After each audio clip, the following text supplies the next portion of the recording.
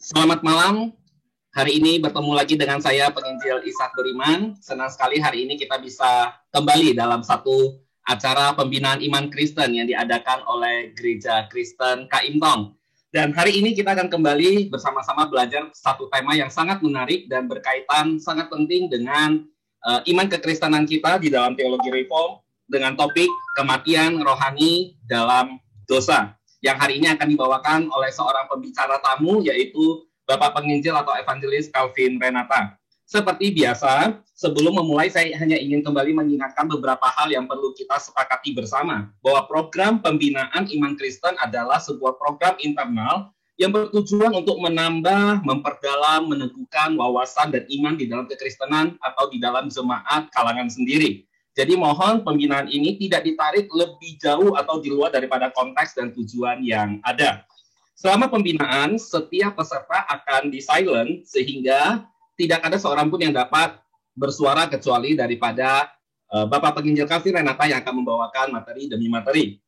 Bagi jemaat yang mendengarkan materi demi materi kemudian memiliki pertanyaan, maka Anda dapat mengajukan pertanyaan Anda melalui 3 cara. Yang pertama adalah via chat Zoom, langsung ke account saya boleh, atau Anda bisa melalui komen di channel YouTube, Anda bisa menuliskannya di sana, dan yang ketiga Anda bisa menuliskannya via WhatsApp message ke nomor 0816 602 015, dan nomor ini akan terus saya tampilkan di chat box supaya kita bisa mengingatnya.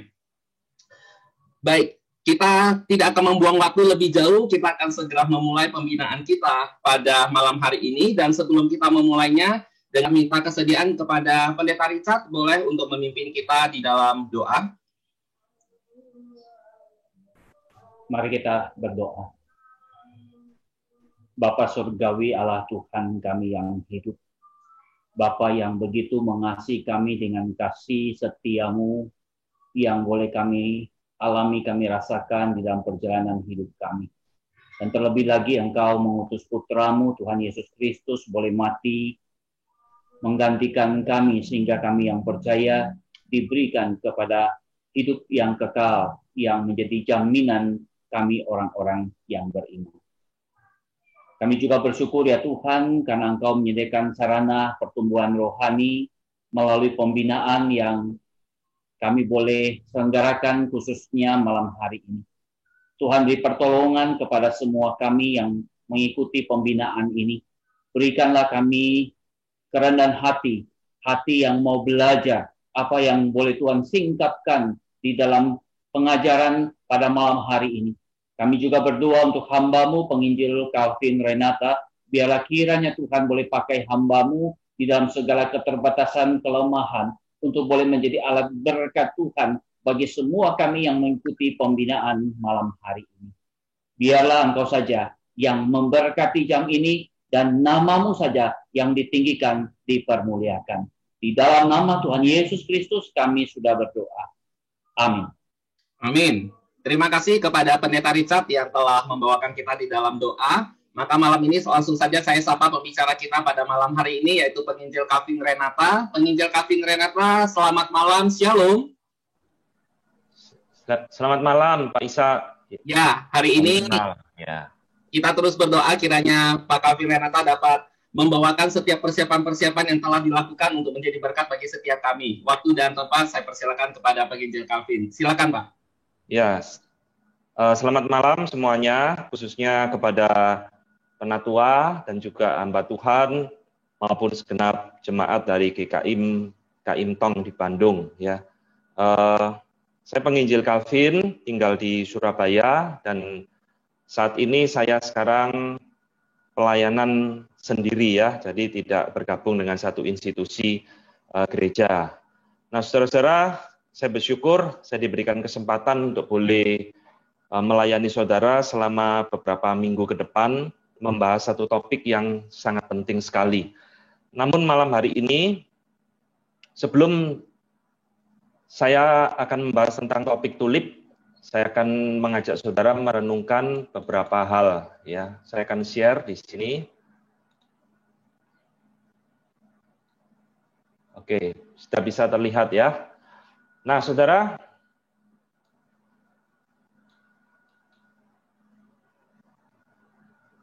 Sebelum membahas tentang tulip ini, saya ingin mengajak saudara merenungkan satu hal sebagai satu introduksi bagi kita semua. Mengapa sih kita kok perlu belajar hal-hal seperti ini ya di dalam kehidupan bergereja kita? Jadi, saudara, mengapa kita perlu berteologi dengan benar ya? Jadi, mengapa gereja itu harus berakar kepada satu teologi yang benar? Mengapa orang Kristen itu juga harus berteologi, memiliki satu pandangan teologi yang benar di hadapan Tuhan? Pertanyaan ini, saudara, memiliki banyak jawaban. Ada banyak alasan. Tapi malam hari ini paling tidak saya memberikan 4 alasan penting menurut saya mengapa kita harus berakar kepada teologi yang benar. Yang pertama, saudara, kan tidak ada gereja yang tidak berteologi, atau tidak ada orang Kristen, tidak ada orang percaya, bahkan saya katakan tidak ada manusia di muka bumi ini yang tidak berteologi. Maksudnya apa? Tuhan itu menciptakan kita sebagai gambar dan rupa Allah, ya. Jadi tidak mungkin kita itu bisa menghindar dari yang namanya berteologi, sebab Tuhan telah menanamkan kepada kita itu benih agama, ya, atau di dalam bahasa yang biasa kita kenal itu sensus divinitatis, the sense of deity. Jadi manusia itu memang Tuhan implan, Tuhan tanamkan di dalam hatinya itu satu kerinduan untuk mencari Allah, entah dia orang percaya atau dia bukan orang percaya. Maka saudara, di dalam bagian inilah kita tahu mengapa manusia itu selalu merindukan Allah. Manusia tidak bisa lari dari yang namanya berteologi. Maka saya lihat, saudara, kalau ada gereja ataupun persekutuan ataupun hamba Tuhan yang mengklaim diri, oh gereja ini tidak berdoktrin, gereja ini tidak berteologi apa-apa, kita bukan reform, kita bukan Arminian, itu bagi saya omong kosong. Jadi satu pembohongan itu, saudara. Mengapa? Karena sekali lagi tidak ada gereja yang tidak berteologi. Semua gereja pasti berdoktrin. Ketika orang mengatakan tidak berteologi, tidak berdoktrin, dia sedang menciptakan teologianya sendiri. Jadi saudara-saudara, ini ada satu poin yang harus kita ingat baik-baik. Maka poin yang ingin saya sampaikan di dalam poin pertama ini, saudara, kalau kita tidak bisa lari dari teologi, tidak bisa lari dari doktrin, mengapa kita tidak memilih dan mempelajari satu teologi yang benar? Sama seperti kalau kita tidak bisa berhidup tanpa bernafas, mengapa kita tidak memilih oksigen yang bersih, oksigen yang sehat bagi tubuh kita? Nah, kira-kira analoginya seperti itu, ya. Jadi ini adalah alasan pertama, saudara, mengapa gereja harus memiliki satu teologi yang beres. Yang kedua, Bapak Ibu sekalian, mengapa gereja dan orang Kristen harus memiliki dasar teologi yang benar? Karena teologi yang benar itu adalah dasar dari dan arah dari gereja, ya. Jadi poin kedua berbicara tentang foundation and direction of the church. Saudara-saudara, Efesus 2 ayat 20 mengatakan Paulus bahwa gereja itu dibangun di atas dasar para rasul, nabi, dan Tuhan Yesus sendiri sebagai batu penjurunya. Ini bicara tentang dasar. Kalau dasar ini keliru, dasar ini salah, artinya teologi yang dibangun di atas sebuah gereja itu melenceng daripada kebenaran firman Tuhan. Pasti arah dari gereja juga akan melenceng. Jadi kita lihat bagaimana di dalam sejarah gereja begitu banyak gereja yang akhirnya menyimpang, gereja yang meninggalkan pengajaran yang benar dan tanpa arah yang jelas. Saudara, ini sesuatu yang mengerikan sekali ya, bahwa di dalam gereja bisa begitu banyak kegiatan, bisa begitu banyak acara, tetapi tidak ada arah yang jelas, saudara. Bagaikan layang-layang yang putus, layang-layang itu terbang, tapi tanpa arah tujuan yang jelas. Mengapa? Kemungkinan salah satu karena tidak memiliki dasar teologi yang benar. Jadi tidak tahu mau dibawa kemana, tidak tahu arah gereja hendak kemana. Saudara, ini pentingnya setiap gereja dan orang Kristen harus memiliki satu dasar teologi yang benar di dalam dirinya. Ya. Yang ketiga, saudara sekalian, mengapa gereja harus berakar kepada teologi yang benar? Saudara, kita tahu bahwa gereja setiap zaman selalu berhadapan dengan guru-guru palsu, berhadapan dengan ajaran-ajaran sesat, ajaran-ajaran yang menyimpang di dalam setiap zaman.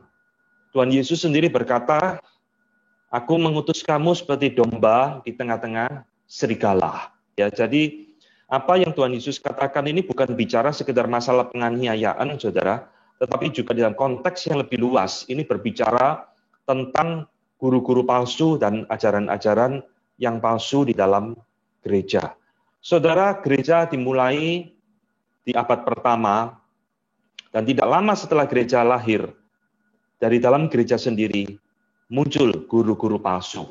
Di awal daripada gereja ada yang disebut dengan Gnosticism, disebut Arianism, dan semuanya. Saya selalu mengatakan, saudara, di dalam khotbah dan di dalam seminar-seminar saya, yang merusak gereja bukan orang luar, yang menghancurkan gereja bukan penganiayaan. Justru yang merusak dan menghancurkan gereja adalah guru-guru palsu. Maka kalau kita melihat di dalam Alkitab, sejak perjanjian lama sampai perjanjian baru, saudara akan menemukan begitu banyak peringatan. Nabi-nabi palsu di dalam PL, rasul-rasul palsu, guru-guru palsu, itu diulang-ulang terus menjadi satu peringatan bagi gereja di dalam sepanjang zaman. Itulah sebabnya, saudara, gereja dan umat Tuhan harus memiliki kerangka teologi, dasar teologia yang sehat. Maka kalau kita tidak memiliki ini, kita akan terlalu gampang terbawa arus dan hilang daripada kebenaran firman Tuhan. Saudara, siapakah di antara kita yang bisa mengklaim diri kita kebal terhadap ajaran yang menyimpang? Tidak ada yang berani mengklaim, saudara. Kalau kita melihat di dalam sejarah gereja, bagaimana seminari-seminari di Amerika yang dulu begitu setia, begitu didirikan di dalam satu gerakan atau ajaran teologi reform, dengan berlalunya waktu mereka pelan-pelan akhirnya meninggalkan pengajaran yang benar dan beralih kepada liberalisme. Saudara, Princeton Theological Seminary, di situ kita menemukan ada banyak teolog-teolog reform yang sangat luar biasa. Ada Charles Hodge, ada Benjamin Warfield, dan sebagainya. Sekarang saudara lihat Princeton Seminary menjadi salah satu seminari yang liberal. Saya tidak percaya dengan kebenaran firman Tuhan. Demikian pula Harvard yang dulu didirikan juga di dalam kerangka teologi reform, sekarang juga meninggalkan iman yang ortodoks. Saudara, contoh lain adalah Fuller Seminary, ya. Bagaimana Fuller Seminary didirikan oleh Charles Fuller, yang kemudian satu generasi berikutnya diteruskan anaknya Daniel Fuller, langsung menolak inerransi Alkitab. Alkitab itu ada salahnya. Alkitab tidak inerrant atau tidak ada salahnya, ya, tapi dianggap memiliki kesalahan. Saudara-saudara, inilah yang terjadi di dalam sepanjang sejarah gereja, saudara. Kalau kita tidak berpegang kepada satu pengajaran teologi yang kuat, teologi yang beres, siapapun akan terbawa arus. Paulus mengingatkan kepada kita, awasilah dirimu dan awasilah ajaranmu. Jadi Paulus bukan mengajarkan kita sekedar menjadi orang yang baik, saudara, tapi kita juga menjadi orang yang benar, beres di dalam pemahaman kita tentang Allah, tentang teologi kita. Nah, ini adalah alasan yang ketiga, ya. Yang keempat, saudara, yang terakhir, mengapa gereja dan orang Kristen harus memiliki teologi yang benar? Saudara, ini mungkin tidak pernah terpikirkan oleh kita, saudara.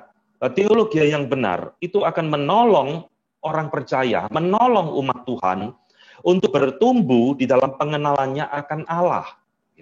Teologi yang benar akan menolong jemaat untuk mengambil keputusan yang tepat, mengambil satu mengerti kehendak Allah di dalam hidupnya dengan baik. Saudara-saudara, Paulus di dalam Kolose 1:10 mengatakan, mengapa kita perlu belajar firman Tuhan? Dikatakan supaya hidupmu layak di hadapannya, serta berkenan kepadanya di dalam segala sesuatu, dan kau memberi buah di dalam segala pekerjaan yang baik, dan bertumbuh dalam pengetahuan yang benar tentang Allah. Saudara-saudara yang dikasihi Tuhan, mungkin kita bertanya, apakah orang yang memiliki pemahaman teologi yang dalam pasti dia bertumbuh, saudara? Jawabannya belum tentu. Banyak orang belajar teologi hanya untuk menjadikan kepalanya besar. Tetapi saya ingin mengatakan kepada kita, tanpa pemahaman teologi yang benar, orang tidak akan pernah bertumbuh rohaninya. Jadi ini saya harap saudara mengerti ya, pemahaman teologi yang benar belum tentu menjamin seseorang itu pasti mengalami transformasi dalam hidupnya. Tetapi tanpa teologi yang benar, orang pasti tidak akan bertumbuh. Jadi saudara, antara spiritual growth dengan spiritual understanding, pertumbuhan rohani, dengan pemahaman rohani yang benar. Jadi kesimpulannya saudara, teologi yang benar itu adalah satu keharusan ya. Jadi bukan satu pilihan, baik bagi gereja maupun bagi orang percaya untuk sungguh-sungguh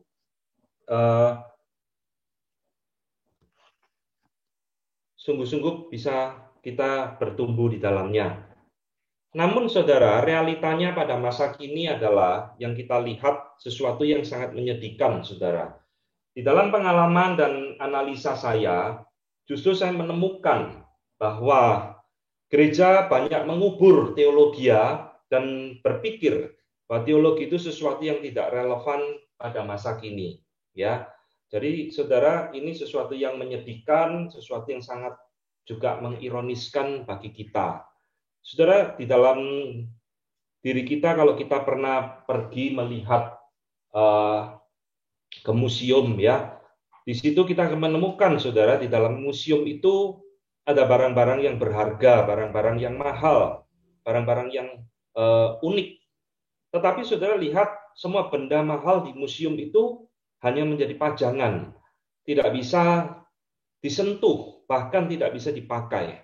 Nah, itulah kira-kira saudara analogi saya tentang keadaan gereja yang pada masa kini menurut saya sudah banyak mengubur teologi, kan dianggap sudah kuno, ya, sudah dianggap tidak relevan bagi kehidupan jemaat. Nah, kalau begitu apa yang terjadi saudara di dalam kehidupan gereja zaman sekarang? Di dalam pemikiran saya, pengalaman saya melayani dan melihat, mengamati, saudara, ada satu hal yang terjadi, saudara. Gereja di abad ke-20 ini memiliki kecenderungan hanya berorientasi menjadikan jemaat itu sebagai orang yang baik. Ya, ini ada satu pandangan disebut dengan moralisme. Kita puas, saudara, kalau gereja kita banyak orang. Kita puas kalau banyak jemaat melayani, ya, bagi rajin memberikan persembahan. Kita puas, merasa cukup baik kalau jemaat itu keluarganya rukun, ya, tidak ada masalah dan sebagainya. Tetapi kita mengabaikan, saudara, bahwa apakah di tengah-tengah mereka sibuk melayani, di tengah-tengah mereka bekerja, berkeluarga, mereka sudah memiliki satu pemahaman teologi yang benar, atau dalam bahasa teologis biasa disebut dengan Christian worldview, ya, satu pandangan, satu nilai, bagaimana mereka menghadapi situasi yang sulit dalam hidup mereka. Bagaimana mereka menilai tentang konsep tentang harta di dalam hidup mereka, tentang pekerjaan dan sebagainya. Ya, jangan-jangan saudara, banyak orang melayani di gereja, datang berdoa kepada Tuhan di gereja dengan satu pemikiran teologi yang keliru. Saudara, banyak orang yang saya temukan di dalam kehidupan bergereja itu hanya memindah Allah yang lama di dalam iman mereka yang lama. Sekarang dipindah ke dalam gereja. Hanya pindah tempatnya, pindah nama Tuhannya. Tapi konsep mereka tentang Allah sama sekali tidak berubah. Allah hanya dianggap sebagai satu pribadi yang memberkati pekerjaan mereka dan sebagainya dan sebagainya. Nah, saudara, ini sesuatu yang sangat menyedihkan, ya. Ketika gereja meninggalkan teologi yang benar, saya jamin gereja tersebut pasti akan jatuh kepada pragmatis semata-mata, ya. Nah, saudara, John Frame itu dalam bukunya mengatakan kalimat yang menarik, maka saya kutipkan di dalam seminar kita malam ini. John Frame mengatakan, gereja yang tidak dapat menegakkan standar doktrinalnya sendiri pasti berada dalam masalah serius. Nah, saya mengamati dan menganalisa ini menjadi dua arti ya, ada dua kemungkinan arti menurut saya, saudara. Arti yang pertama adalah kalau gereja itu tidak bisa berani menyatakan dirinya sendiri, kemungkinan gereja itu dalam masalah serius. Mungkin dia malu menganggap, wah teologiaku ini, gerejaku ini dianggap sudah kuno, ya, tidak up to date, tidak mengikuti zaman, maka kita kubur, kita tinggalkan. Nah, gereja tersebut mungkin dalam masalah serius. Atau arti yang kedua, saudara, kalau gereja tidak berani menegakkan standar doktrinalnya, gereja itu akan di dalam masalah yang serius. Nah, dua kemungkinan ini bisa terjadi di dalam gereja manapun, saudara. Ketika gereja meninggalkan suatu teologi yang benar, doktrin yang benar, pasti akan ada di dalam masalah yang serius. Maka saudara, hari ini kita akan mulai masuk ke dalam satu pemahaman belajar tentang tulip, ya. Namun sebelumnya, saudara, ada satu hal yang harus kita pikirkan. Apakah teologi reform itu teologi yang sempurna sih? Sehingga malam ini dan nanti 3 minggu ke depan kita tetap akan menggali salah satu pengajaran di dalam teologi reform. Apa teologi reform itu? Teologi yang sempurna. Saudara, sejauh saya mempelajari pemikiran teolog-teolog reform, baik dari abad pertengahan sampai abad ke-20 ini, saya tidak pernah menemukan ada teolog yang berani mengklaim, saudara, bahwa teologi reform itu teologi yang sempurna, tidak ada kekurangannya, tidak ada, saudara. Karena memang teologi itu tidak ada yang sempurna. Teologi itu adalah ciptaan manusia. Teologi adalah satu usaha manusia untuk mengenal Allah. Jadi tidak ada yang sempurna. Bahkan John Calvin sendiri mengatakan kalimat yang akhirnya menjadi satu slogan di dalam teologi reform. Finitum non capac infiniti. Artinya, yang terbatas ini manusia tidak mungkin bisa memahami Allah yang tidak terbatas. Ya. Jadi saudara, teologi reform bukan teologi yang menganggap diri teologi paling sempurna. Tidak. Tapi saya mengatakan teologi reform adalah teologi yang bertanggung jawab. Teologi yang biblical, kembali kepada Alkitab sesetia mungkin di dalam pengajarannya. Ya. Nah, saudara sekalian, kita akan mulai masuk ke dalam pemikiran atau pembahasan tentang tulip. Saudara sekarang sudah mulai mengerti mengapa malam ini dan terus 3 minggu ke depan kita akan belajar tentang tulip. Saya sudah uraikan, kalau kita memiliki pemahaman yang sama bahwa teologi yang benar itu penting, kita sekarang akan berbicara tentang tulip. Saudara-saudara, tulip itu apa? Ya, tulip itu biasa disebut dengan juga 5 point of Calvinism. Saudara, tulip ini merupakan hasil sidang dari Synod of Dort. Jadi tahun 1618 sampai Mei 1619 ya di Belanda. Jadi kurang lebih 7 bulan mereka bersidang merumuskan satu doktrin yang sedang digoncang di dalam masa itu. Kalau saudara perhatikan 1619 berarti tahun lalu, saudara, 2019 adalah ulang tahun 400 yang ke-400 dari Synod of Dort, ya. Tapi saya tidak menemukan ada gereja yang merayakan Synod of Dort ini. Ini satu hasil sinode yang dilupakan oleh kebanyakan gereja di dalam zaman sekarang ini. Nah, saudara-saudara, di dalam Synod of Dort itu saya ingin menjelaskan beberapa hal. Pertama, saudara, istilah tulip maupun 5 point of Calvinism itu tidak akan saudara temukan di dalam Synod of Dort ini. Jadi kenapa istilah tulip ini dibuat? Ini untuk mempermudah, ya, mengingat intisari pengajaran reform hasil daripada Synod of Dort ini. Jadi memang tulip ini adalah bunga khas dari Belanda yang memang Synod of Dort ini dilakukan atau dilaksanakan di kota Dort di Belanda. Jadi para teolog itu berusaha mencocokkan, membuat satu akronim supaya lebih gampang bagi orang sepanjang zaman untuk mengingat, ya. Jadi istilah tulip, istilah 5 point Calvinism tidak pernah muncul di dalam naskah asli Synod of Dort. Jadi saudara, kenapa kok Synod of Dort ini harus dilakukan pada masa itu? Nah, singkatnya saudara, sebenarnya Synod of Dort ini merupakan satu respon, ya, satu reaksi daripada gereja-gereja reform di Belanda terhadap 5 pokok ajaran Arminianisme. Jadi saudara, di dalam sejarah gereja tadi saya mengatakan Tuhan itu mengutus kita seperti domba di tengah-tengah serigala. Gereja sepanjang zaman berhadapan dengan ajaran sesat, dan kebanyakan kalau saudara mengingat dan memperhatikan semua doktrin-doktrin reform atau doktrin-doktrin di dalam gereja itu muncul karena adanya bidat, ya. Konsili Nisea dirumuskan karena ada serangan dari Bapak Gereja Arius yang bidat. Konsili Kalsedon juga dicetuskan untuk merumuskan dua natur Kristus, karena di situ ada muncul Bapak Gereja Nestorius dan sebagainya yang menolak dua natur Kristus. Nah, saudara, tulip ini juga sama. Tuhan menghadirkan orang-orang yang bidat, ya, menentang kebenaran firman Tuhan untuk menstimulir gereja merumuskan pengajaran yang lebih solid melalui konsili-konsili atau sidang sinode seperti ini. Saudara, siapakah James Arminius ini? Jadi James Arminius, kalau sudah perhatikan di sana tanggal lahirnya, 1560 tahun lahirnya dia. Saudara, John Calvin itu meninggal 1564, ya.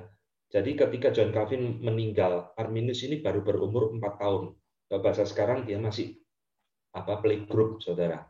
Jadi antara Calvin dengan Arminius ini sebenarnya tidak pernah ketemu, tidak pernah berjumpa, kan beda generasi. Lalu siapakah James Arminius ini yang akhirnya pandangannya sekarang kita sebut dengan Arminianisme ini?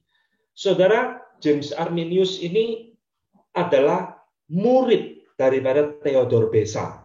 Dan Theodor Beza sendiri itu ada penerus dari John Calvin di Jenewa, di Swiss. Jadi ada dua generasi gap antara John Calvin dengan James Arminius. Ya, 1582 dia pernah pergi ke Jenewa untuk belajar di sekolah yang didirikan oleh Calvin, menjadi murid dari Theodor Beza.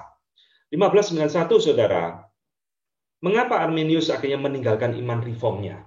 Jadi kalau kita lihat, Arminius ini dulu seorang reform, tapi akhirnya dia goncang dan menolak semua ajaran reform, khususnya tentang keselamatan, setelah dia mempelajari pemikiran dari seorang anti-Calvinis yang bernama Conhert. Jadi Arminius ini disuruh melawan ajaran Conhert, dia diutus untuk berdebat, malah akhirnya dia ikut tersesat dengan ajaran orang yang namanya Conhert ini. Nah, saudara yang dikasih Tuhan, akhir tahun 1609 Arminius meninggal, ya. Jadi kita lihat sebelum Synod of Dort ini dilakukan kira-kira 10 tahun, Arminius itu sudah meninggal. Jadi di dalam perdebatan Synod of Dort itu sendiri Arminius tidak pernah hadir. Lalu kenapa itu dilakukan? Meskipun Arminius meninggal, saudara, ajarannya tidak pernah meninggal, tidak pernah mati. Nah, ini ciri-ciri dari bidat. Charles Taze Russell, pendiri Saksi Yehova, meninggal ratusan tahun yang lalu. Ajaran Saksi Yehova sampai sekarang tetap ada. Joseph Smith, pendiri dari Mormon, meninggal ratusan tahun yang lalu. Mormon tetap ada hingga sekarang. Arminius sudah meninggal 400 tahun yang lalu. Arminianisme tetap ada hingga hari ini. Karena namanya terus pengajaran bidat tidak pernah hilang dari dunia ini. Jadi ajaran diteruskan oleh pengikutnya yang mencetuskan 5 pokok ajaran Arminianisme ini. Nah, saudara, inilah sejarah singkat ya dari tulip yang menstimulir daripada munculnya Synod of Dort. Nah, sekarang kita akan mulai membahas, saudara, poin yang pertama. Jadi di dalam tulip ini yang dipermasalahkan itu adalah keselamatan, doktrin keselamatan. Apa sih yang sebenarnya diajarkan oleh Alkitab di dalam pengertiannya tentang keselamatan ini? Ya, saudara, kita mulai tentang total depravity, ya, singkatan huruf pertama dari T itu. Nah, di dalam Canon of Dort sendiri, saudara, memang ada 5 bab. Nah, masing-masing bab itu membahas satu poin seperti yang ada di dalam istilah tulip itu. Di dalam bab tentang total depravity, saya kutipkan di situ adalah dari Canon of Dort, hasil dari sinod ini, yaitu artikel ketiga, ya, yang saya garis bawahi. Itulah yang nanti akan saya jabarkan pada malam hari ini. Saudara-saudara, baik Reform maupun Arminianisme sama-sama percaya dosa itu memiliki dampak di dalam hidup manusia. Jadi kalau kita ingat bulan Maret lalu ketika virus corona mulai masuk ke Indonesia, saudara, Di situ kita menemukan berbagai macam pandangan. Ya, ada yang ngomong, oh enggak usah diobati, nanti sembuh sendiri, nanti hilang sendiri. Ada yang ngomong ini virus yang serius, ini virus yang mematikan. Kita bingung, kita simpang siur pada masa itu. Ya, saudara, tetapi mereka semua sama-sama setuju bahwa virus corona ini memiliki dampak di dalam kesehatan manusia. Nah, kira-kira saudara, di dalam masalah dosa juga sama. Arminian mengatakan dosa itu memiliki dampak di dalam hidup manusia. Reform juga sama. Lalu apa bedanya, saudara? Bedanya adalah derajatnya daripada dampak tersebut. Efeknya terhadap manusia ini yang berbeda. Dan ini menjadi masalah yang sangat serius di dalam abad ke-17 itu.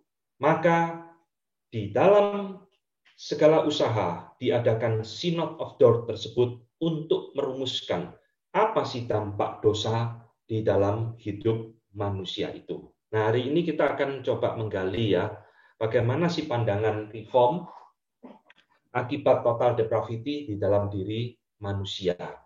Saudara, pandangan reform mengatakan bahwa dosa di dalam diri manusia itu dampaknya bersifat universal. Jadi dosa itu tidak pilih-pilih, saudara. Entah dia orang kaya, orang miskin, orang di pedalaman, orang di kota besar, orang berpendidikan, dan sebagainya. Dampak dosa itu selalu sama di dalam diri manusia. Paling tidak kita akan melihat dari Canon of Dort memberikan beberapa hal penting. Pertama, saudara, dosa itu menjadikan manusia mati secara rohani. Bahkan di dalam kandungan, sejak di dalam kandungan. Ya, kita ingat, saudara, perkataan Allah kepada Adam di dalam Taman Eden, jangan makan buah ini, konsekuensinya kalau engkau makan, engkau akan mati. Mungkin Adam hari itu tidak terlalu mengerti ya, apa arti mati yang Tuhan peringatkan kepada dia. Tetapi setelah Adam makan buah itu, saudara, baru Adam itu mungkin mengerti apa arti kematian yang sesungguhnya. Nah, saudara, ini adalah hal yang pertama yang kita lihat dampak daripada dosa di dalam hidup manusia.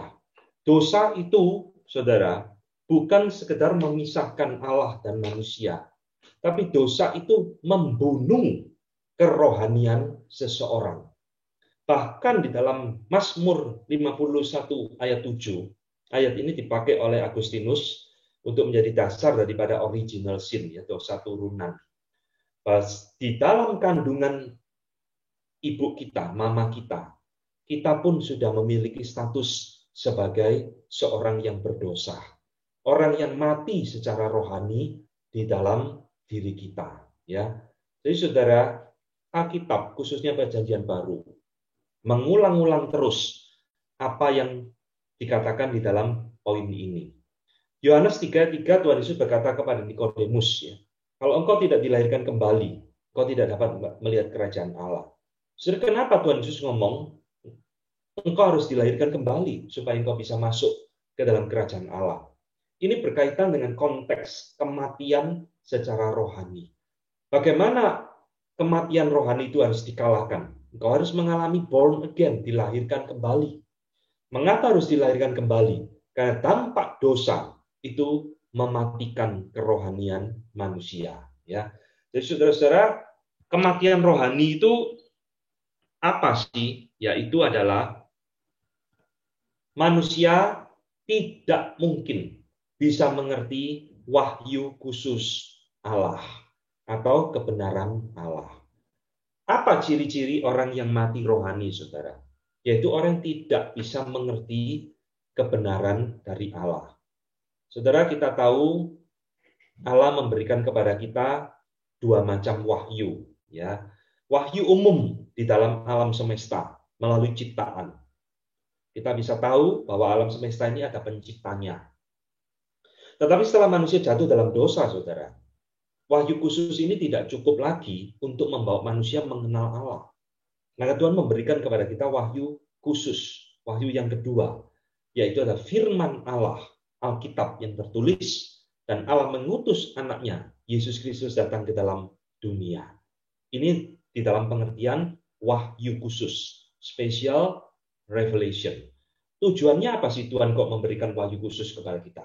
Supaya kita mengenal Allah yang benar di dalam hidup kita.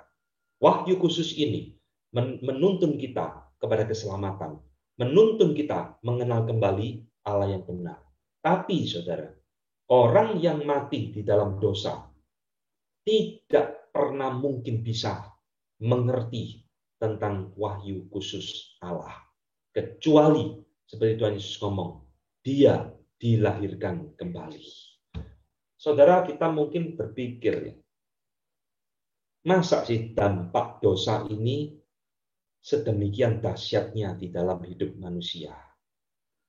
Saudara, saya melihat Alkitab adalah mungkin satu-satunya buku ya di dalam dunia ini yang sangat menekankan betapa dahsyatnya, betapa seriusnya dampak dosa di dalam hidup manusia. Dosa itu bukan sekedar membuat manusia itu cacat, saudara. Dosa itu betul-betul membunuh kerohanian, memisahkan manusia dengan Allah, membutakan manusia untuk mengerti kebenaran Allah. Maka saudara lihat, ketika Tuhan Yesus datang ke dalam dunia, khususnya di dalam keempat kitab Injil kita ya, sudah puluhan kali Tuhan Yesus berdebat dengan orang Farisi, berdebat dengan ahli Taurat, berdebat dengan orang-orang Yahudi. Ketika Tuhan Yesus mengajarkan satu kebenaran, mereka tidak pernah bisa mengerti Tuhan Yesus. Apakah sebabnya kamu tidak mengerti bahasaku? Sebab kamu tidak dapat menangkap firman-Ku. Saudara-saudara, inilah kondisi kita juga, saudara, sebelum kita di dalam Kristus. Kita adalah orang yang mati rohani. Kita adalah orang yang tidak bisa mengerti kebenaran Allah. Mana mungkin Allah jadi manusia? Kita menolak kebenaran firman Tuhan yang ada di dalam Alkitab. Karena kita adalah orang yang mati secara rohani. Maka yang ketiga, Bapak Ibu sekalian, apa sih dampak dosa di dalam hidup orang percaya, orang berdosa? Ya, yang ketiga, di dalam keadaan berdosa, dosa itu membuat manusia tidak mungkin bisa menemukan Allah yang sejati. Jadi bukan saja dia menolak kebenaran wahyu khusus, tapi dia dengan usaha sendiri, dia mau mencari Allah sendiri. Dia tidak akan pernah menemukan Allah yang sejati di dalam hidupnya. Di awal seminar ini tadi saya mengatakan sensus divinitatis, ya, the sense of deity. Sudah Tuhan ciptakan kita ini manusia itu unik, berbeda dengan binatang. Binatang itu tidak memiliki sense of deity. Mereka tidak ada perasaan merindukan Allah, perasaan mencari Allah, tidak ada, hanya kita, saudara. Tapi saudara, di dalam dosa, the sense of deity itu menjadi rusak, bukan hilang ya. Ini sesuatu yang implan, ditanamkan oleh Tuhan dan tidak bisa dihapus oleh siapapun, termasuk oleh dosa. Jadi sense of deity di dalam diri manusia itu sudah rusak. Ibarat kompas, ini jarumnya sudah rusak. Ada jarumnya, ada, bisa goyang, bisa. Tapi sudah tidak bisa menunjukkan arah yang benar. Saudara, sense of deity di dalam diri manusia itu sudah demikian rusak oleh dosa, sehingga di dalam usahanya sendiri, manusia dalam keberdosaannya, tanpa wahyu khusus Allah, tidak mungkin menemukan Allah yang sejati. Calvin mengatakan, manusia di dalam hal ini seperti orang buta, yang meraba-raba, mencari-cari, siapa sih Allah yang sejati, dan akhirnya terjebak kepada yang disebut dengan idolatry, berhala. Jadi saudara, fenomena berhala itu mencerminkan satu sense of deity yang rusak di dalam diri manusia. Dan Paulus di dalam Roma pasal 1, pasal 2 sampai pasal 3, ini banyak berbicara tentang knowledge of God, pengenalan akan Allah yang rusak di dalam diri manusia. Apa yang tidak tampak di dalam diri Allah dapat nampak melalui apa yang Dia ciptakan. Betul kan? Ini bicara tentang wahyu umum. Tapi, saudara, manusia menggantikan kemuliaan Allah itu dengan binatang yang menjalar dan sebagainya. Ini bicara tentang total depravity. Manusia tidak bisa mengerti, saudara. Dan menggantikan Allah yang hidup yang benar itu dengan berhala, menyembah binatang, menyembah patung, dan sebagainya. Maka di dalam Roma 3, dalam kutipan ini, Paulus kembali mengingatkan, tidak ada yang benar. Seorang pun tidak. Tidak ada seorang pun yang berakal budi. Dan tidak ada seorang pun yang mencari Allah. Saudara, kalimat yang saya garis bawahi ini maksudnya tidak ada seorang pun yang mencari Allah. Ini Allah yang benar. Ya. Orang itu merindukan Allah, tapi akhirnya terjebak kepada berhala. Mengapa? Karena sudah jatuh di dalam dosa. Ya, ini adalah hal yang ketiga, saudara. Yang keempat, apa dampak total depravity di dalam diri manusia? Saudara, dosa itu bukan sekedar membutakan kita, mematikan kerohanian kita.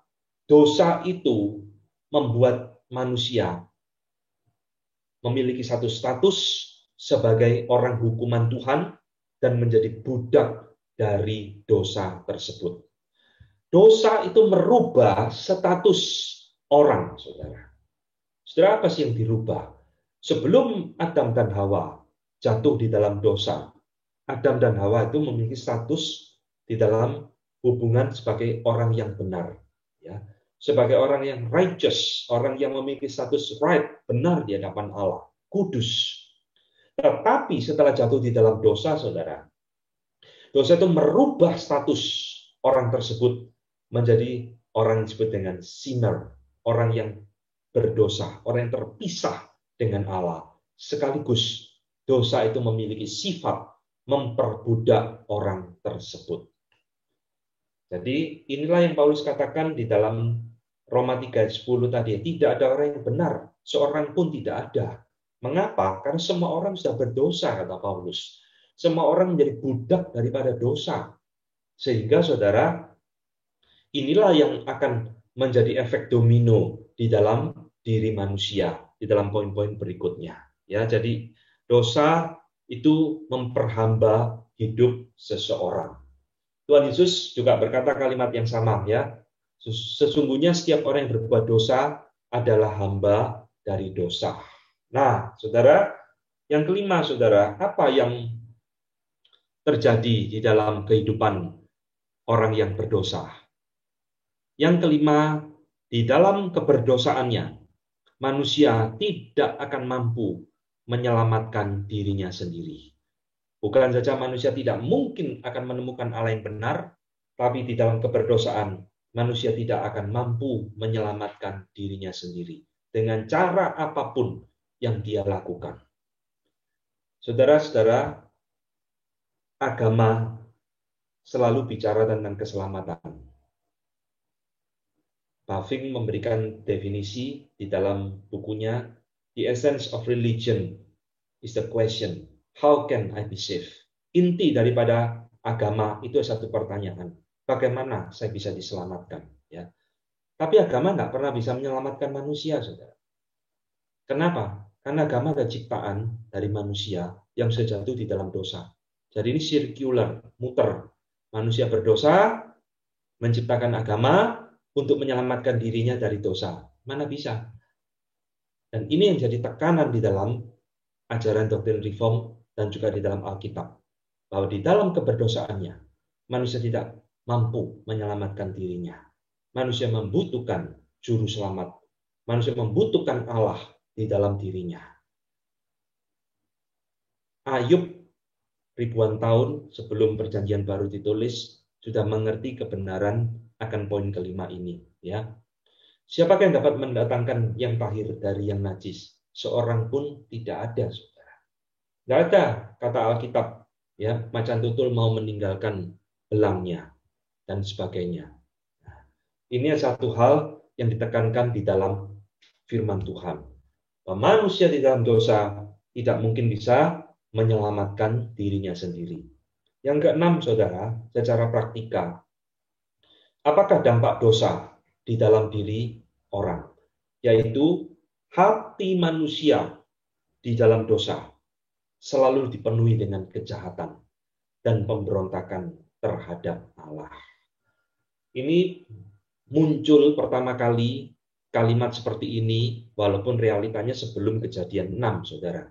Tapi kejadian 6 ayat 5 ini pertama kali secara eksplisit dituliskan dalam firman Tuhan, bahwa segala kecenderungan hati manusia setelah jatuh dalam dosa selalu membuahkan kejahatan semata-mata. Saudara, status manusia yang berubah dari righteous kepada sinner itu membawa dampak secara aplikatif di dalam hidup manusia. Bukan cuma statusnya tok dia orang berdosa, tapi tingkah lakunya, semua yang dipikirkan itu juga berdosa di mata Tuhan. Yeremia 13 ayat 23 mengatakan yang sama ya. Dapatkah orang Ethiopia mengganti kulitnya atau macan tutul mengubah belangnya? Masakan kamu dapat berbuat baik, hai orang-orang yang membiasakan diri berbuat kejahatan? Saudara-saudara, inilah 6 dampak dosa yang paling nyata di dalam kehidupan manusia setelah dia jatuh di dalam dosa. Dan dampak ini, saudara, sekali lagi bersifat universal. Ya, tidak memilih siapapun. Pasti akan kena ini, kecuali nanti ketika Tuhan Yesus datang ke dalam dunia. Ya, sekarang kita akan membandingkan, saudara. Apa sih yang diajarkan oleh Arminian tentang dampak dosa di dalam hidup manusia? Saudara, Arminian bukan mengajarkan manusia tidak berdosa. Berdosa, betul berdosa. Tapi Arminian mengajarkan dampak dosa yang terlalu ringan menurut orang Reform. Jadi kesalahan pertama, intisari daripada Arminianisme adalah manusia itu tidak mengalami kematian rohani. Manusia hanya sakit rohani.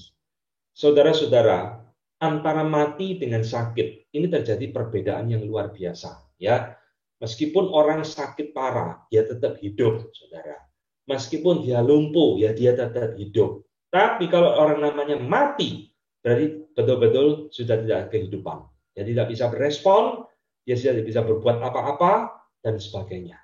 Nah, inilah saudara yang pertama yang membedakan antara pandangan Reform dengan Arminian terhadap konsep dosa, dampak dosa di dalam hidup manusia.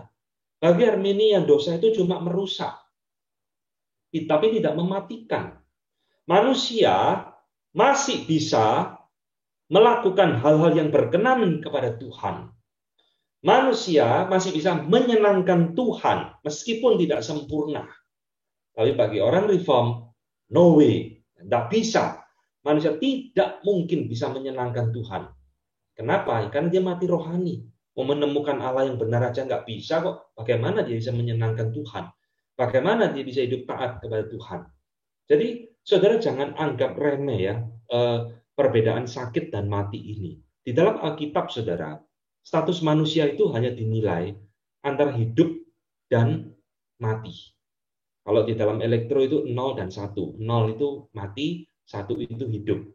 Tidak ada, saudara, Alkitab mengajarkan manusia setengah mati, setengah hidup. Tidak ada.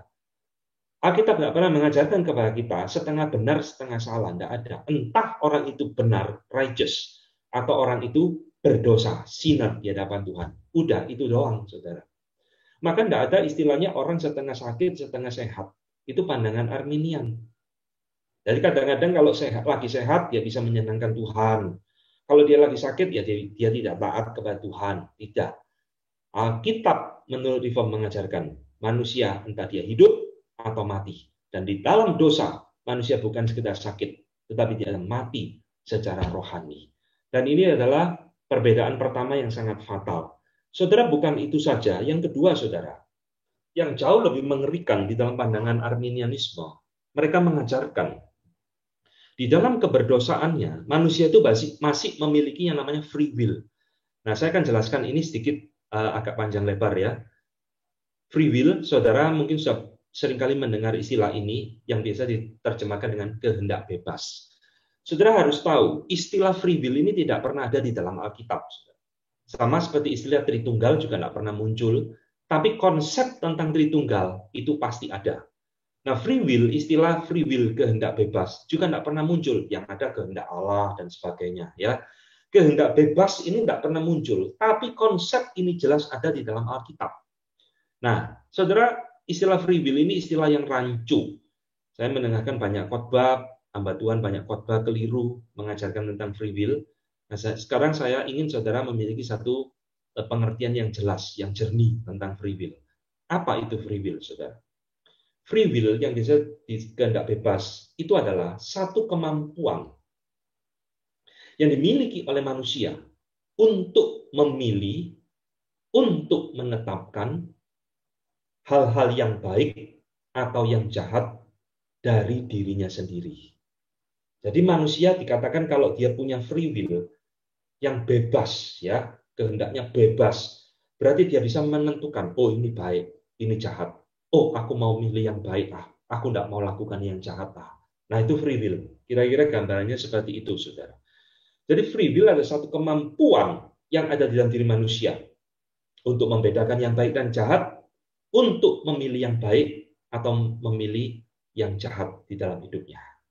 Pertanyaannya yang sering ditanyakan orang, apakah manusia ini memiliki free will di dalam hidupnya?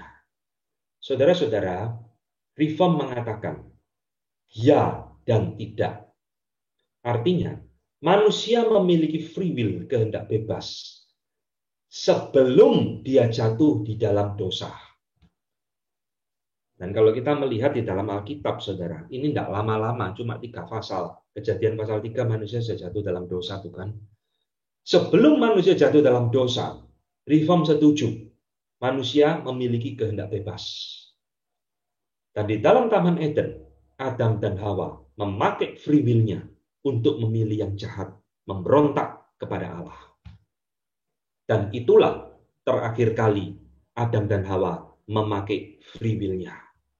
Sebab setelah mereka jatuh dalam dosa, Alkitab mengatakan manusia tidak lagi memiliki kehendak bebas.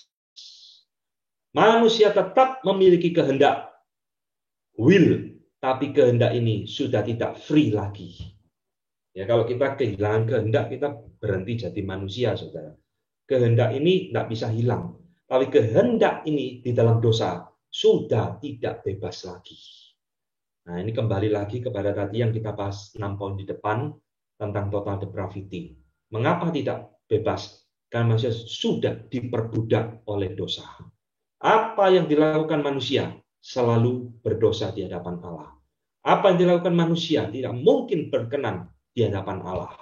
Jadi saudara, saya harap malam ini saudara mengerti ya, kita ini atau orang-orang yang berdosa yang belum mengalami penebusan Tuhan, dia tidak memiliki kehendak bebas. Kehendak bebasnya sudah hilang, saudara.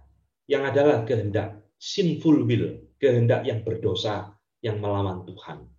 Hanya di dalam Kristus, Paulus mengatakan di dalam Efesus pasal 5, righteousness, kebenaran kita, kesucian, kekudusan kita dipulihkan di dalam Kristus. Sehingga kita di dalam Kristus memiliki kembali kehendak bebas untuk bisa melakukan hal-hal yang baik, hal-hal yang berkenan, hal-hal yang menyenangkan Allah, meskipun belum sempurna.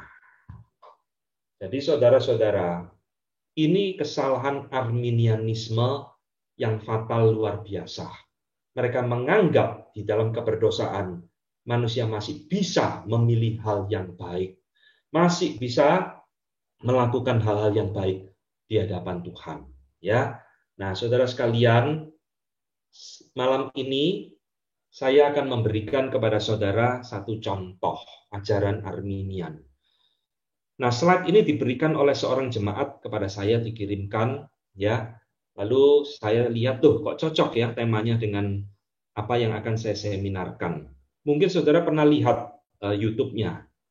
Nah, saudara lihat, pengkhotbah ini mengatakan satu kalimat yang fatal luar biasa, yang berbau ajaran Arminian sangat kental sekali. Ya, jadi dia membahas tentang Ibrani 11 tentang Henokh yang terangkat. Perhatikan, fokuskan kepada teks yang hitam di bawah. Teks ini jelas berkata bahwa Henokh adalah orang yang beriman kepada Allah atau Elohim. Jadi, Henokh adalah salah satu bukti bahwa manusia tidak rusak total seperti yang dikatakan oleh teolog tertentu. Nah, ini saudara, kalimat yang di belakang ini mengerikan luar biasa, saudara. Bahkan manusia di perjanjian lama sebelum ditebus Kristus pun sudah bisa berkenan kepada Allah.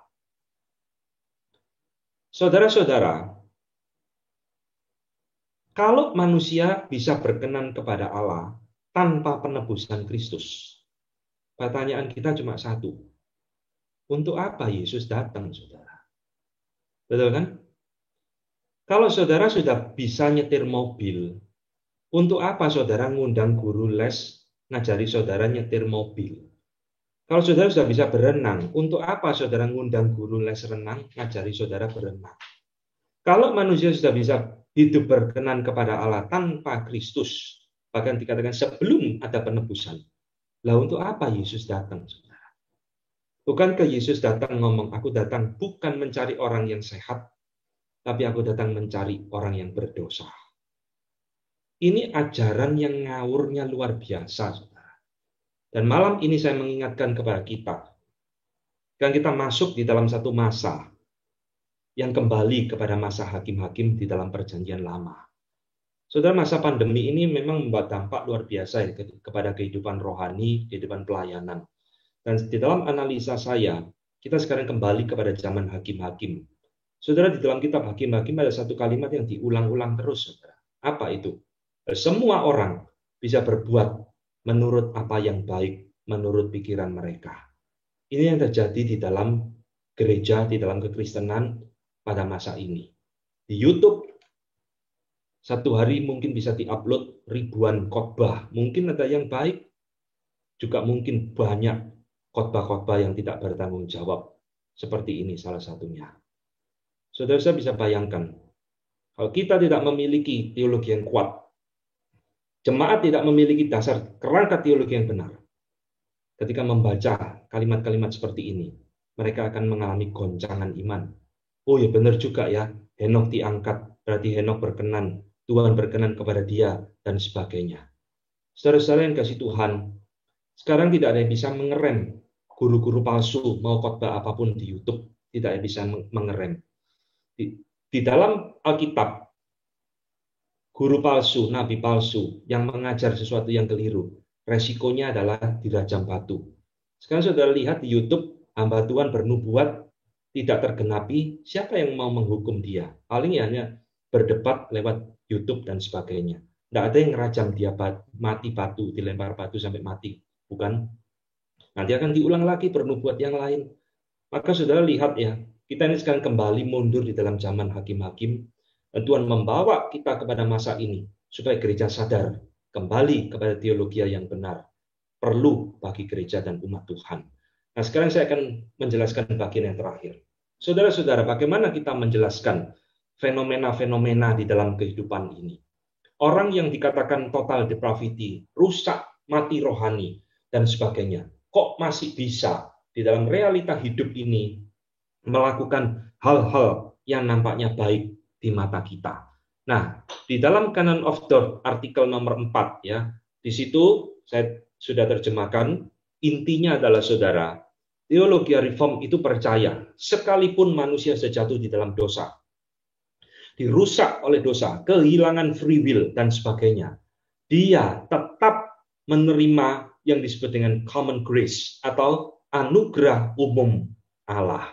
Saudara, Tuhan mengajarkan banyak hal di dalam Alkitab tentang anugerah umum ya.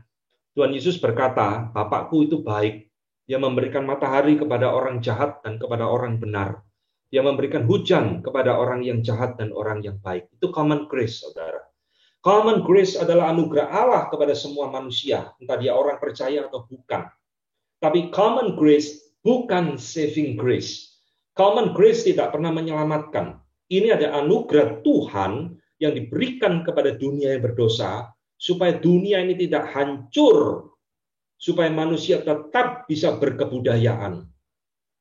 Hari ini kita pakai gadget, kita pakai mobil, belum tentu saudara yang buat gadget kita itu orang Kristen, orang percaya. Belum tentu yang membuat mobil kita itu anak Tuhan, kemungkinan besar bukan orang percaya. tapi kok bisa pinter luar biasa seperti itu. Itu common grace. Jadi Tuhan masih memberikan kebaikan di tengah-tengah dunia yang sudah berdosa ini kepada orang-orang yang membenci Dia.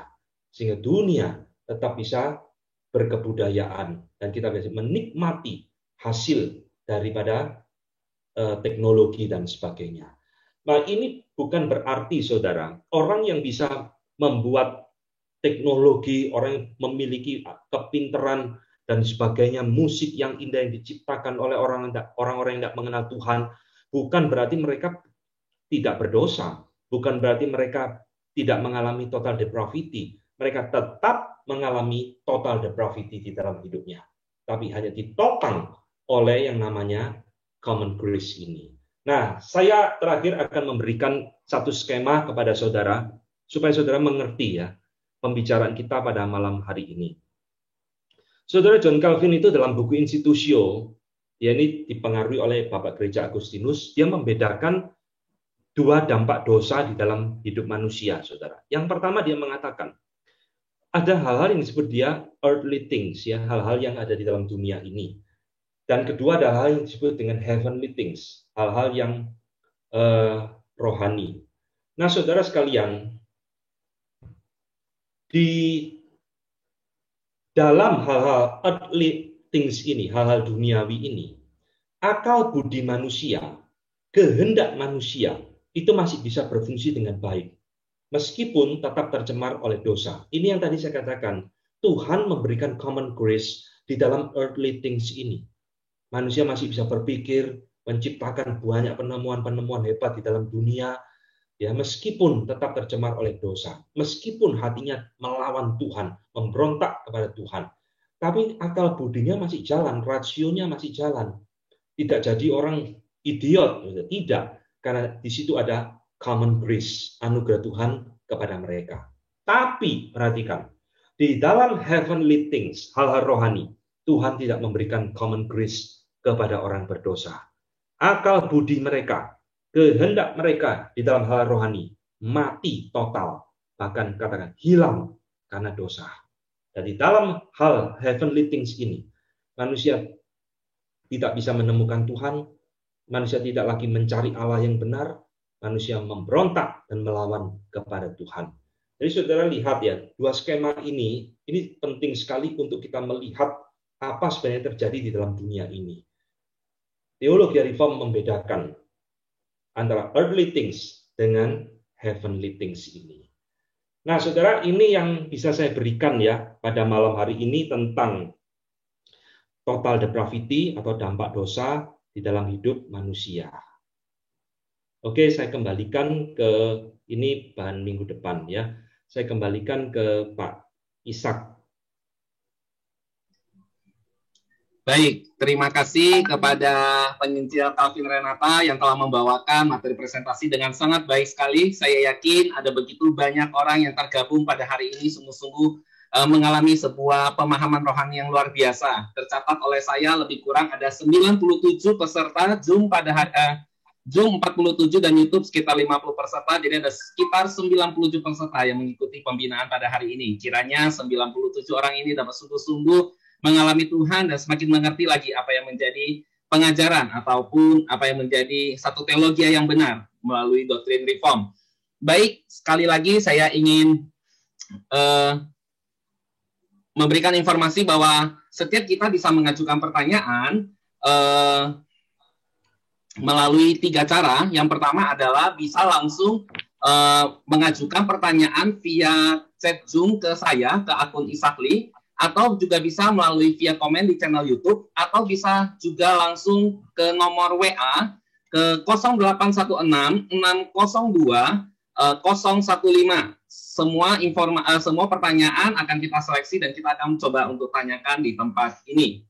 Baik, saya langsung saja masuk ke dalam pertanyaan yang pertama kepada Bapak Calvin. Bapak penginjil Calvin, bagaimana kita bisa mengetahui teologi yang benar sementara semua manusia sudah jatuh ke dalam dosa? Sementara semua orang mengklaim bahwa ajaran mereka adalah ajaran Alkitabiah dan pakai dasar ayat Alkitab.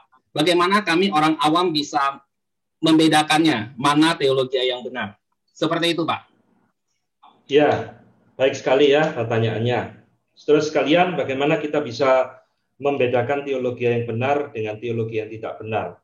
Nah, bagi kita, saudara, yang orang yang berdosa, semua orang adalah orang berdosa yang tadi saya katakan tidak mungkin bisa menemukan Allah, mengerti kebenaran firman Tuhan. Pasti ketika seseorang itu mengerti tentang teologi yang benar, di situ ada anugerah Tuhan kepada mereka. Ya, Tuhan Yesus mengatakan kepada murid-muridnya, kepada kamu diberikan rahasia untuk mengerti kerajaan Allah, tapi bagi mereka tidak diberikan. Jadi saudara mengerti teologi yang benar itu bukan masalah otak, bukan masalah rasio tok, bukan juga masalah gelar. Oh, karena dia S3 pasti mengerti. Oh, belum tentu, ya. Ini semua kembali kepada anugerah Tuhan. Maka ini adalah hal pertama yang disingkapkan kepada kita, bahwa untuk mengenal Allah, mengenal teologi yang benar, itu membutuhkan campur tangan kuasa supranatural dari Roh Kudus mencelikkan kita untuk mengerti satu teologi yang benar. Jadi bagaimana kita sebagai orang awam itu bisa memahaminya? Saudara-saudara, memang orang awam tidak dipanggil seperti hamba Tuhan yang tiap hari bergelut dengan teologi, dengan Alkitab. Tetapi paling tidak, kalau dia seorang yang betul-betul sudah born again, sudah lahir baru sungguh-sungguh, di dalam hatinya itu akan muncul satu kerinduan yang menggebu-gebu untuk mau mengenal Allah, saudara. Dan di dalam usaha mengenal Allah itu, kerinduannya itu, pasti saya yakin Tuhan atau Roh Kudus juga akan menuntun dia menemukan teologi yang benar ini melalui gereja yang benar pula. Nah, itu salah satu cara yang Tuhan pakai, ya. Bagaimana kalau orang itu memang sudah born again, Tuhan akan menuntun dia kepada kebenaran. Seperti janji Tuhan di dalam Yohanes pasal 14, Roh Kudus akan menuntun kamu kepada kebenaran.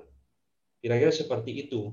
Tentunya juga dengan belajar, banyak mendengar ceramah seperti ini, mendengar khotbah yang baik, dia akan semakin diyakinkan apakah ini teologi benar atau tidak. Kira-kira seperti itu, Pak Ishak. Terima kasih, Pak Penginjil Calvin, bahwa memang kita membutuhkan anugerah Allah untuk bisa mengenal Allah yang benar, ya. Tanpa anugerah daripada Allah, tanpa pernyataan diri Allah, tentu kita jauh daripada Allah itu sendiri. Baik, kita langsung lanjut ke pertanyaan nomor 2. Sementara kita masih terus membuka kesempatan buat setiap jemaat yang mau bertanya, kami persilakan untuk bisa bertanya melalui channel atau melalui setiap media yang telah disediakan. Pertanyaannya nomor 2 adalah sebagai berikut.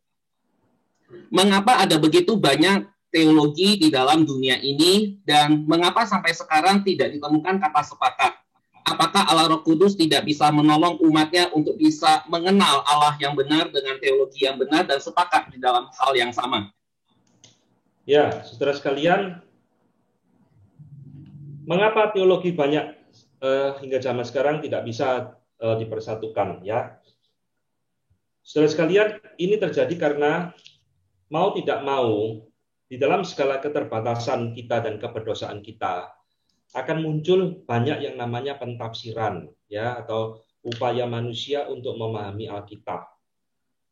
Jadi ini sesuatu yang memang terjadi sejak, saya katakan tadi, gereja baru berdiri, langsung muncul berbagai macam pentafsiran atau berbagai macam ajaran di dalam gereja. Nah, tentunya saudara, segala sesuatu yang terjadi di dalam dunia ini, saya percaya semua ada di dalam kehendak Tuhan. Jadi termasuk ajaran-ajaran sesat pun itu semua di dalam kedaulatan Allah. Tuhan Yesus di dalam Matius 18 mengatakan, kesesatan itu harus ada, tetapi celakalah orang yang mengadakannya. Nah, kalimat ini kalimat yang keras, saudara. Untuk apa sih kok Tuhan membiarkan? Bahkan sampai nanti kedatangan Tuhan kedua kali, begitu banyak ajaran-ajaran tidak karu-karuan ada di dalam dunia ini. Salah satunya adalah inilah cara Tuhan untuk memurnikan gerejanya. Ya, inilah salah satu cara Tuhan untuk mensortir siapa umat pilihan Tuhan, siapa bukan. Siapa ilalang, siapa gandum, siapa kambing, siapa domba. Salah satunya adalah melalui pengajaran-pengajaran palsu seperti ini, melalui penganiayaan, dan lain-lain. Jadi, saudara, kita tidak bisa mengharapkan di dalam dunia yang berdosa ini semuanya akan lancar, semuanya akan tidak ada masalah di dalam teologi ataupun doktrin. Tidak mungkin, saudara. Justru saya melihat inilah cara yang Tuhan pakai untuk menstimulir, menggembleng gereja, supaya gereja terus juga memurnikan dirinya di dalam dunia ini. Ya, kira-kira seperti itu. Baik, terima kasih buat jawaban daripada Bapak Penginjil Calvin. Saya langsung berlanjut ke pertanyaan berikutnya.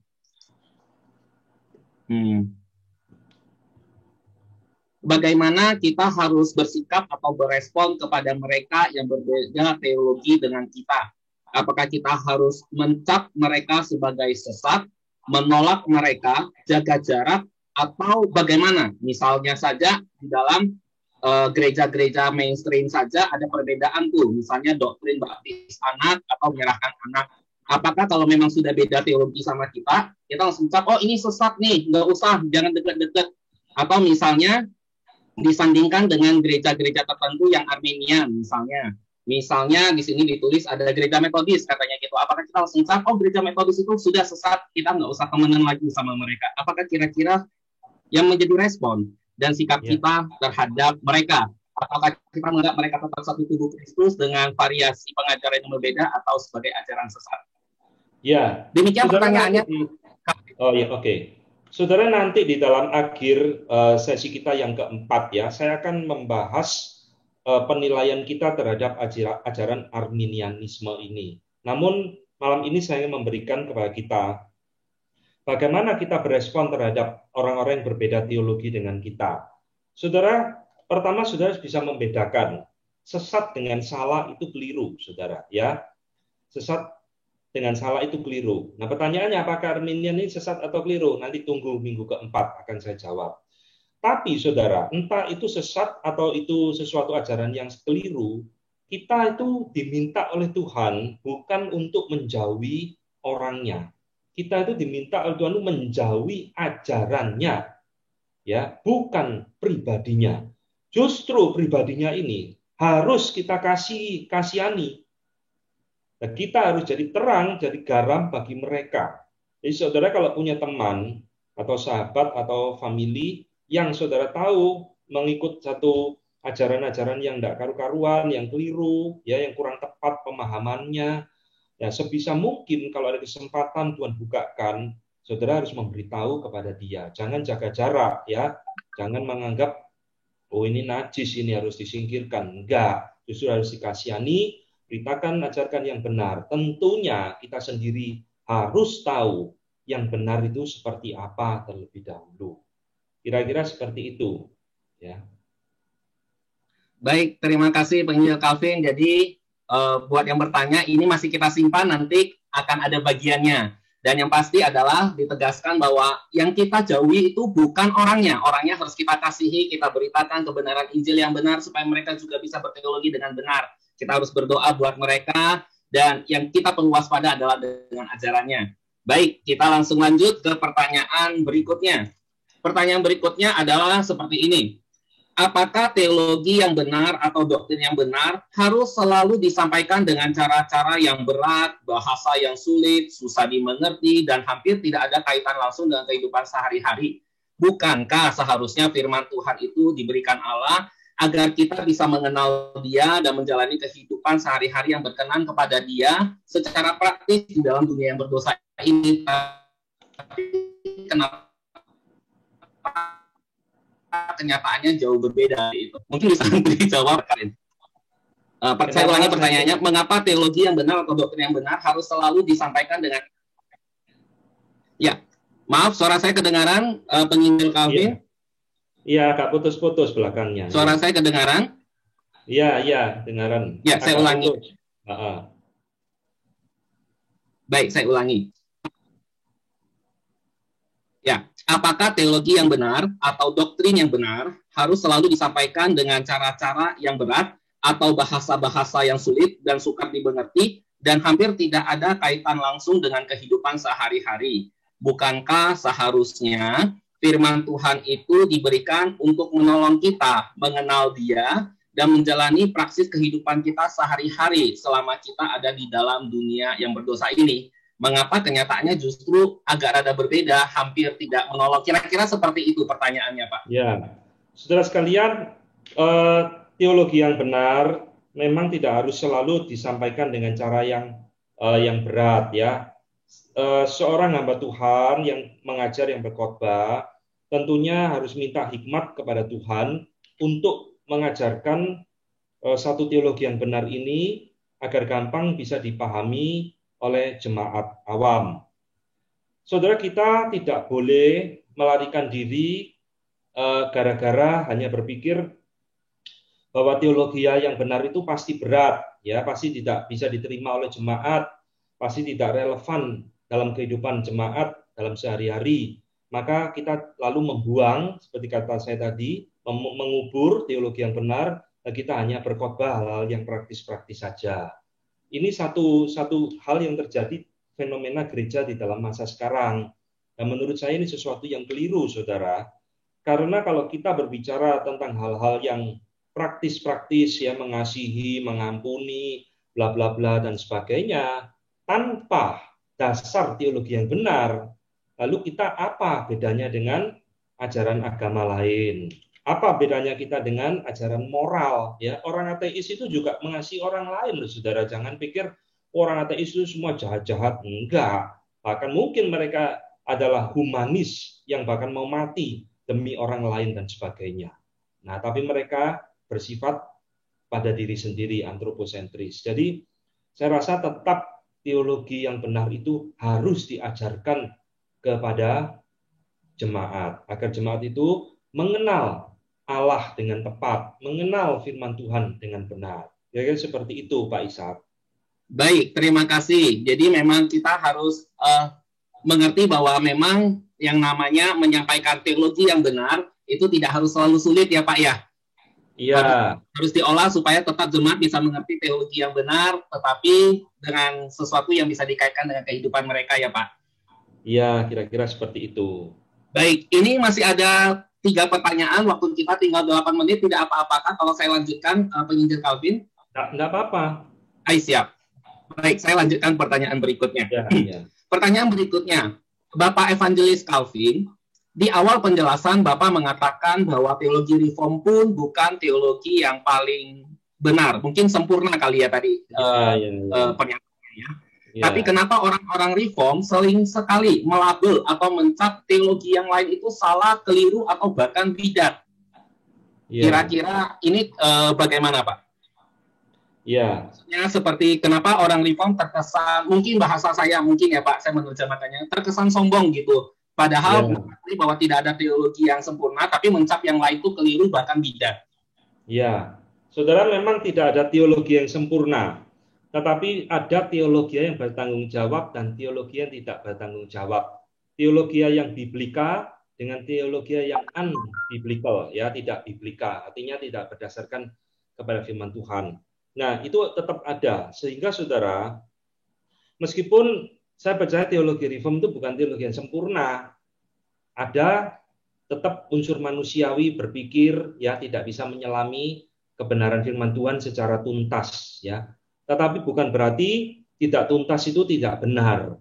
Tetap saya yakin apa yang diajarkan di dalam teologi reform itu adalah teologi yang bertanggung jawab, teologi yang biblika, yang kembali kepada prinsip-prinsip kebenaran firman Tuhan.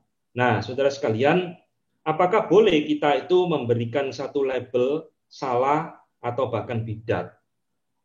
Kalau saudara lihat di dalam Alkitab, Tuhan Yesus memberikan satu label kepada orang Farisi, orang Saduki, bagaimana sikapnya kira-kira terhadap kesalahan-kesalahan mereka. Tuhan Yesus juga menegur mereka, ya, celakalah kamu dan sebagainya. Bahkan Yohanes juga mengatakan seperti Tuhan Yesus ular beludak dan sebagainya. Nah, meskipun kita mungkin tidak perlu meniru seperti itu, tetapi kita tetap harus ada penilaian. Judgment itu tetap tidak bisa dihindarkan di dalam diri manusia. Jadi kita lihat saudara, kalau manusia sudah kehilangan the sense of critical, itu bahaya luar biasa saudara. kita tidak akan berani ngomong, oh ini nabi palsu, enggak apa-apa.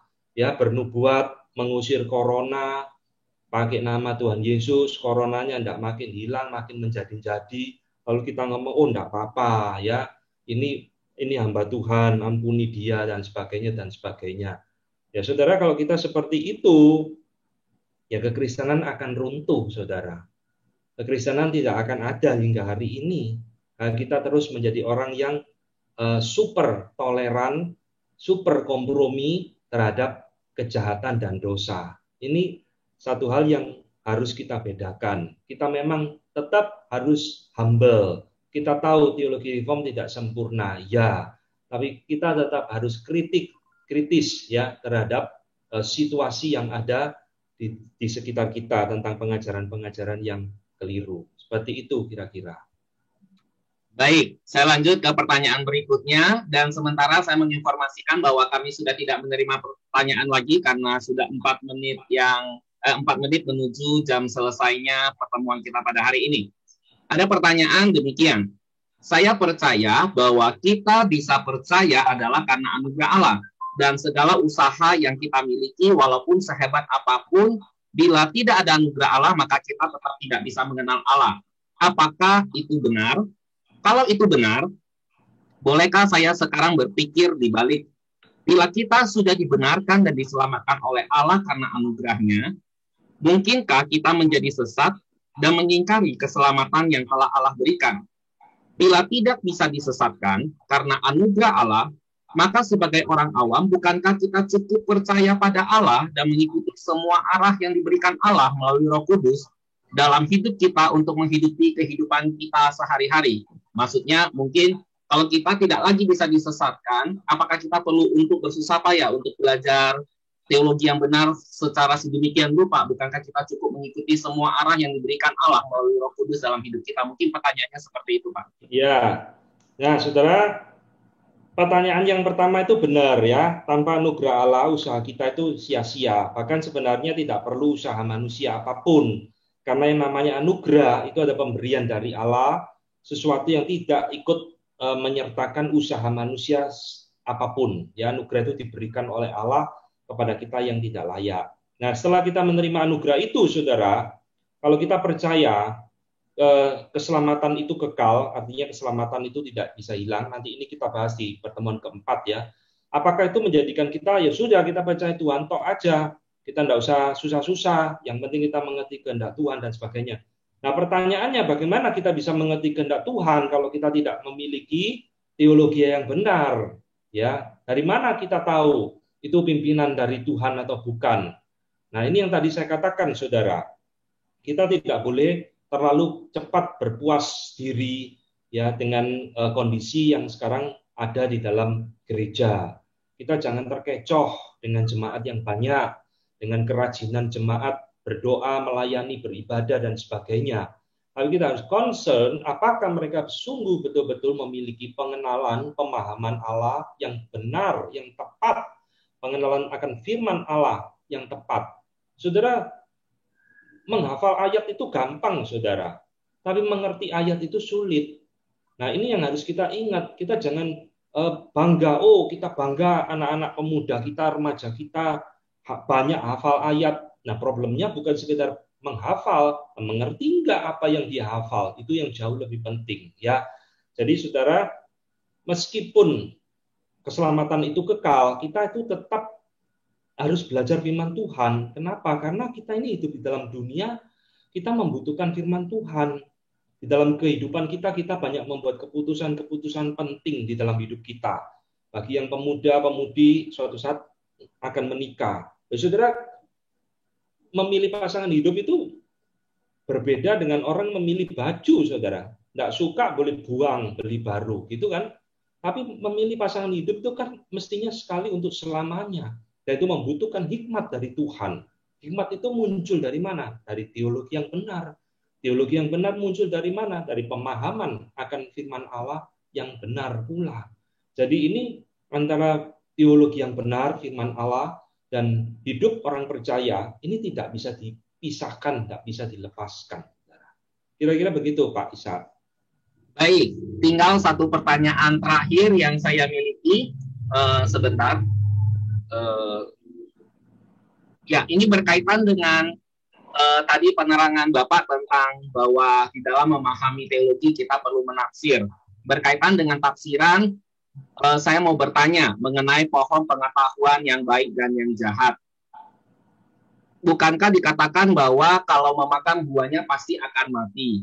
Kenapa diberi nama pohon pengetahuan yang baik dan jahat dan tidak langsung diberikan pohon kematian? Dan kenapa tidak langsung dijelaskan bahwa mereka akan mati secara rohani? Bukankah mati ya mati saja? Apakah Tuhan tidak mau menjelaskannya lebih jauh sehingga harus ditafsirkan seperti itu? Iya, jadi memang Alkitab tidak membicarakan secara khusus ya. Kenapa kok Tuhan kasih nama pohon pengetahuan baik dan jahat, pohon kehidupan dan sebagainya.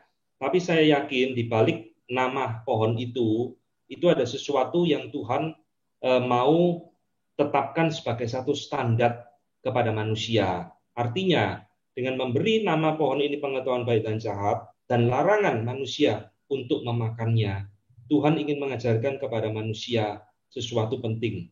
Akulah yang berotoritas atas hidupmu.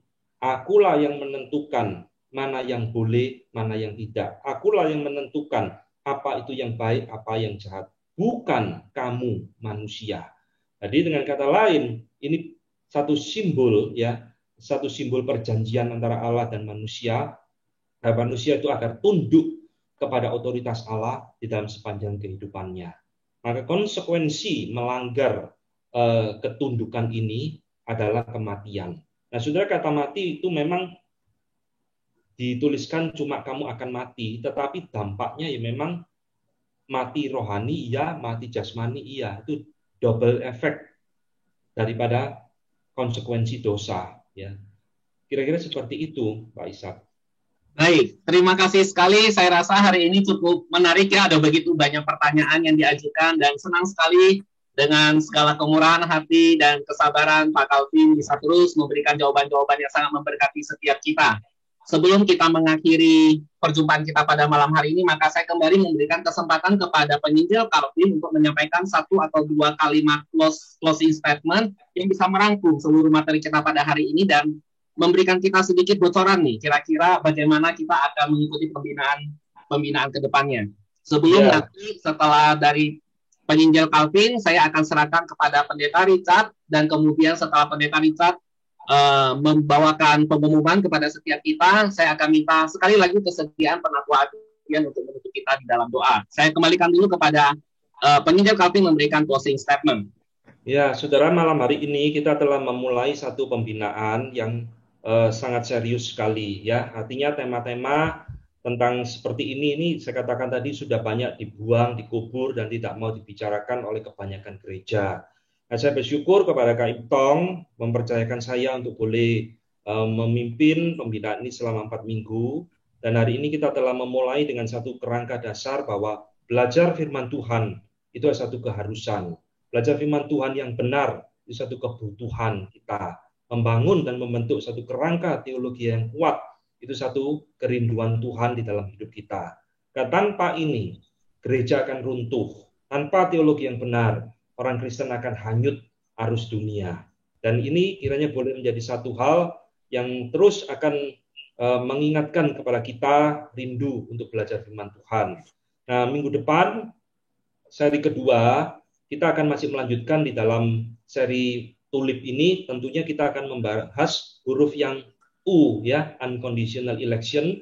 Ini tentang predestinasi. Nah, tema yang sudah saya siapkan ini cukup panjang dan cukup menarik sekali untuk kita diskusikan bersama-sama. Saya harap saudara tetap mau hadir di dalam acara ini melalui Zoom untuk kita boleh belajar bersama-sama. Sekian, Pak Ishak. Baik, terima kasih kepada penginjil Calvin Renata dan segera saya serahkan kepada Pendeta Richard untuk bisa menyampaikan 1-2 kata. Terima kasih juga kepada penginjil Calvin dan demikian menyampaikan pengumuman berkaitan dengan pembinaan. Dipersilakan kepada Pendeta Richard. Ya, terima kasih Pak Ishak. Atas nama Majelis GKIM Kaintong, kami mengaturkan banyak terima kasih kepada penginjil Calvin Renata yang sudah memimpin pembinaan pada malam hari ini, dan apa yang sudah disampaikan oleh penginjil Calvin tentang Jumat depan pembinaan itu temanya pemilihan tanpa syarat. Kami tetap berharap Bapak Ibu Saudara yang mengikutinya malam hari ini tetap melanjutkan supaya kita bisa memiliki pemahaman yang lengkap dan jelas tentang apa yang disebut dengan 5-point Calvinism, yang tentu ini berkaitan dengan doktrin keselamatan yang diimani di dalam teologi reform. Itu saja yang saya sampaikan. Silakan Penatua Adrian pimpin kita di dalam doa penutup. Ya, mari kita berdoa. Pada akhir pertemuan ini Tuhan, kami menghampiri Engkau. Kami bersyukur untuk jam pertemuan malam hari ini. Kami boleh mendengarkan, belajar bersama-sama melalui hamba-Mu, penginjil Calvin, kebenaran yang Engkau ungkapkan. Khususnya kami boleh belajar tentang anugerah keselamatan yang Kau berikan secara cuma-cuma kepada setiap kami. Bapa, ampuni kami kalau selama ini kami mungkin memiliki pemahaman yang salah akan keselamatan. Kami mengandalkan kehendak bebas kami, kemampuan diri kami sendiri. Tapi biarlah melalui firman Tuhan malam hari ini, kami boleh mengerti, kami boleh memahami bahwa keselamatan yang kami dapat adalah semata-mata anugerah yang Engkau berikan melalui anak-Mu, Tuhan Yesus Kristus, yang mati bagi kami dan menyelamatkan setiap kami. Terima kasih Bapa untuk malam hari ini. Terima kasih untuk hamba-Mu, penginjil Calvin, yang sudah menyampaikan kebenaran firman Tuhan. Pakai hamba-Mu Tuhan untuk pembinaan kami selanjutnya di minggu-minggu yang akan datang. Terima kasih Bapa, di dalam nama Tuhan kami Yesus Kristus kami bersyukur dan berdoa. Amin.